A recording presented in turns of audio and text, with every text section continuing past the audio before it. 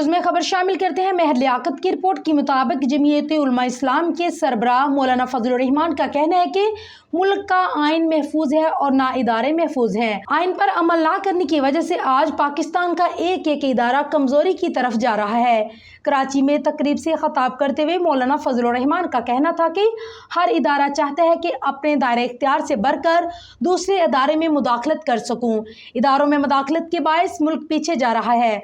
हम इदारों को अपने दायरे इख्तियार में रहना चाहिए। मौलाना फजल रहमान का कहना था कि हर इदारा पीछे जा रहा है, जिसकी वजह यह है कि हम अपने इख्तियारात तक महदूद नहीं। ज़रूर तब्दीलियाँ आए, लेकिन इसमें मखसूस सियासी मफाद नज़र न आए।